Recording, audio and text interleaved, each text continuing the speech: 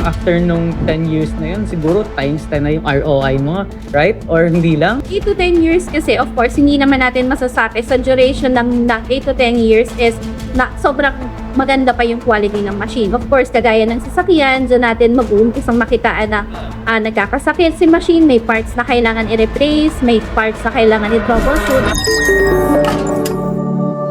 Good morning mga kayelo, this is Adi from Marketing.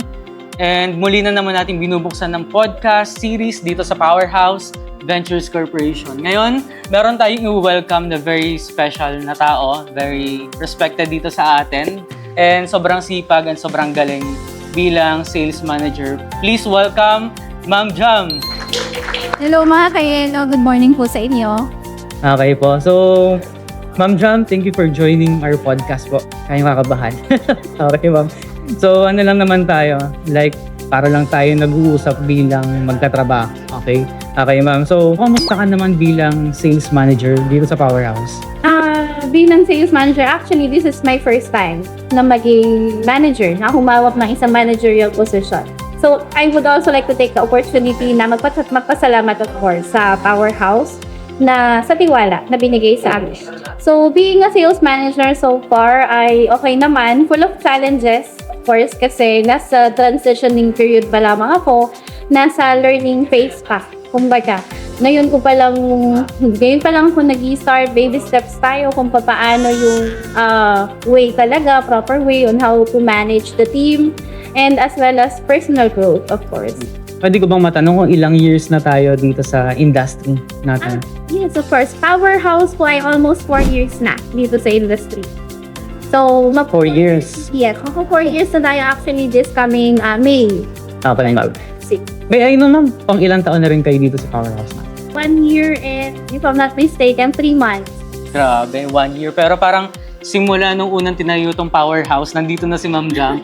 Parang yung mga datingan na gano'n, medyo parang sobrang batigan naman nito. Alam na ginagawa sa Power. Siyempre, kasama doon na, siyempre alam mo rin naman ma'am, matagal na tayo dito, 1 year and 3 months. So, ano yung edge natin compared sa ibang supplier? So, ang edge ng Powerhouse, unang-una is yung quality ng service. Yes, quality. Unlike yung other ways kasi, kumbaga, hindi tayo nagbebenta lamang ng produkto. We are more on, yes, may product tayo na ino-offer sa client, but ang offer natin is for the whole business aspect talaga. Yun ang unang-unang edge na nakikita ko. And aside from that, of course, is yung after-sales service natin, kung paano natin tulungan ng client from the start talaga until makita natin na successful na yung business nila. So, ang Powerhouse kasi, iba ang pagbebenta ng machine sa mismong pagbebenta ng yel. Ang mga clients na pumapasok sa atin, ang papasukin nilang industry is pagbebenta ng yelo. So, ang Powerhouse, nandun din tayo. We have ice plants, kung saan matututunan din nila kung ano yung mismong actual or daily na operation, daily na production, and whatever it is na may encounter ng clients along the way sa sariling business nila, most probably, tayo muna yung naka-encounter. So, alam natin kung paano gawa ng paraan and alam natin kung paano i-prevent, kumbaga. Totoo naman na sobrang bihira na meron tayong after-sales support, lalo na sa ibang supplier. So, hindi naman nila masyadong pinapakalagahan yun. Pero sa atin, ma'am, di ba, meron tayong tama naman kayo, ma'am, meron tayong after-sales support na hanggat kaya natin silang matulungan, nandun tayo, naka-backup tayo sa kanila. And of course, tama naman kayo, ma'am, na edge natin, syempre, hindi lang tayo nagbebenta ng machine, nagbebenta din tayo ng yelo. Sa pagbebenta natin ng yelo, meron tayong experience. Meron talaga pagdating sa strategies, marketing, promotional techniques na magagamit natin. Yung ginagamit natin ngayon is the same way na possible maging effective din sa kanila. Yes, ma'am. So, hindi lang tayo for technicality, for din tayo, for experience din tayo nagbe-base. Tama, ma'am. So, ma'am, may mga repeat client ba tayo? At bakit sila bumabalik sa atin? Actually, repeat clients. Wow. Yes, clients. Kasi marami na tayong mga clients na nag-reorder ng machine natin. One way na nakikita or one factor na nakikita kung bakit nagre-reorder is of course the quality ng machine na meron si Powerhouse. Ang machine kasi natin talaga nasusustain. Kaya nasusustain ng machine natin yung 24/7 na operation. So, yung taas ng demand na kailangan ng market is kayang i-supply ng machine natin. Okay. Aside from that, yung tiwala. Yung unang tiwala na binigay nila kay Powerhouse before they started is the same na tiwala na binibigay nila kay Wolf or na-maintain natin yung tiwala na yun. Kaya, nandun sila sa rewarded process. Tama. So, isa sa mga mission and vision ng Powerhouse, syempre, building trust sa client. Matapos tayo dun sa segment na yun, ma'am, syempre, kailangan ko din alamin kung ano yung mismong madalas na tinatanong ng mga clients natin. Syempre, yung mga usual na questions ni clients, ma'am, ano ba yun? Sa ganitong business kasi, sir, ang common talaga, of course, pricing yan. Pricing. Pero above all the questions na pinapato ng client sa atin, ang pinaka-importanting question is about the services. So, anong service yung kayang i-provide ni Powerhouse after nila mapili si machine, ano yung warranty natin for the machine itself. So, doon mas liikot yung core value kung paano natin ma-explain or ma-express sa kanila, ma-i-introduce sa kanila not just the machine but also the business. Yun. So, more on services focus. Services focus. Tsaka how much? How much? Of course, How lagi much? ganyan. Very generic. Tsaka ma'am, syempre, ito alam ko, sa akin kasi nakaka-receive din ako ng mga message sa ating page. So, usually yung nakikita ko mga tanong din nila, so magkano yung roughly estimate sa machines natin? Yun yung masyado nilang tinatanong. So, pag ganun ba na nagtanong sila kung magkano, binibigay ba agad natin sa kanila yung quotation ng binibili? Nagbibigay tayo ng rough estimate for the sake na magkaroon sila ng idea. Of course, planning stage kasi yan. So, part ng feasibility study nila kung magkano yung magiging total investment. However, that would be case-to-case basis kasi. Kaya ang mabibigay lang natin is rough estimate based on experiences ng mga previous clients natin. So, ang pricing natin, of course, nakadepende yan kung anong color ng machine yung gagamitin nila. And ano yung mga, let's say, anong cost or types of construction materials yung gagamitin sa area. If ang area pa is i-rent or own nila. So, malaking factors yung mga ganyan. In majority, kinakalculate lamang natin siya based on kung ano talagang tanner yung makukuha specifically. Okay, ma'am. So, case-to-case basis naman Yes. siya per client. And of course, syempre, meron kasi tayong client na natatakot mag-start ng ice business kasi madami silang doubt. Ano ba yung pwede mong ma-advise sa kanila? So, as mga kayeto, pagdating dito sa ganitong business, hindi natin may iwasan talaga na meron tayong mga doubts, mga certain worries, uncertainties, kumbaga, pagdating sa pagsisimula ng ganitong klaseng investment. Kasi unang-una mataas or malaki yung investment na ilalaan natin para dito. But then, risky part kasi palagi is kapag ikaw lang mag-isa yung mag-start ng business. So, let's say, mag-uumpisa ka nang wala ka pang idea, ikaw lang mag-isa yung mag-aaral ng business and all throughout, managing yung operational is ikaw lamang yung mag-handle.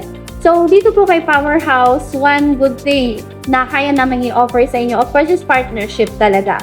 So, once na nag-start kayo na magtiwala kay Powerhouse along the way, until ma-reach ninyo yung pagiging successful, kumbaga sa business ninyo, nandito naman kami. So, yung takot, pagdating sa investment, hindi yan mawawala. Kasi lahat po ng investment, any form of the business ay sugal talaga kung tutuusin. Pero, ang mahalaga is whatever it takes, whatever happens sa business ninyo, hindi nyo siya kaharapin ng kayo lang. You have your partner, you have Powerhouse. Yes, indeed, ma'am. Kunyari, meron tayong client na bumili na sa atin, purchase na sa atin ng machine. So, number one, unang tatanungin ko is, paano kung masira yung machine? So, paano natin isi-secure yung after-sales support natin sa atin? So, sir, unang-una, scammer naman tayo pag sinabi natin na hindi talaga masisira yung machine. So, Totoo. quality naman talaga ang machine natin. But machine is machine pa rin, kumbaga. So, umpisahan natin, sir, sa basic maintenance. Palagi yan kasing nakadepende sa kung paano mo ino-operate, paano mo inaalagaan ang machine.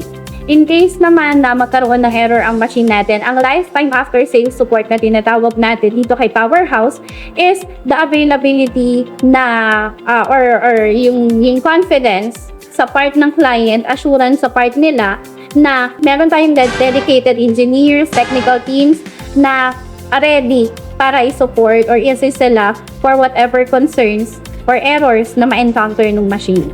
So, may processes tayo, of course, pagdating sa kung paano nila i-troubleshoot from concerns, yung pagbato sa atin ng concerns, to scheduling, up until pumunta tayo in actual sa kanila for the actual repair and troubleshooting ng machine. So, part yan ng lifetime after sales. We also have our own CSR, Customer Service Representative, na sila po yung nakatutok kung ano yung mga concerns ng client para we are making sure na ma-handle at ma-manage natin yung concerns properly. Maibabato yan sa concern department para maibigay natin kung ano talaga yung pangangailangan ng client. Ma'am, meron tayong mga engineers, di ba? So, how many years yung calculation nila dun sa itatagal ng ating machines? Okay. So, ang machine kasi natin, sir, is industrial machines yan. Yes. So, since ang machine natin is hand-pick, kumbaga, hand-pick ang parts, every parts ng machine, top grade quality yan. So, mataas talaga yung ina-expect natin pagdating sa performance ng machines. Based sa ating calculations or sa forecast natin ng lifespan ng machine natin, tatagal ito ng 8 to 10 years. 8 to 10 years. Yes. Okay, so matagal na rin talaga siya. After nung 10 years na yun, siguro times 10 na yung ROI mo, right? Or hindi lang? 8 to 10 years kasi, of course, hindi naman natin masasabi sa duration ng 8 to 10 years is na sobrang maganda pa yung quality ng machine. Of course, kagaya ng sasakyan, dyan natin mag-uumpisang makitaan na nagkakasakit si machine, may parts na kailangan i-replace, may parts na kailangan i-troubleshoot. Sa 8 to 10 years, degraded na yung performance ng machine. But then, I trust sa ganda ng business, unang-una sa taas ng demand ng yelo dito sa atin, sa ganda ng business, sa lawak ng prospect market na pag susuplayan natin ng yelo. I trust before dumating sa 8 to 10 years, naka-2, 3, hopefully 4 na machines na. Pero syempre, meron tayong PMS, di ba, ma'am? So para aware lang din yung mga manonood natin, ilang beses tayo nag-PMS sa isang taon or ilang months ba dapat? Ang PMS natin, sir, is recommended talaga every 6.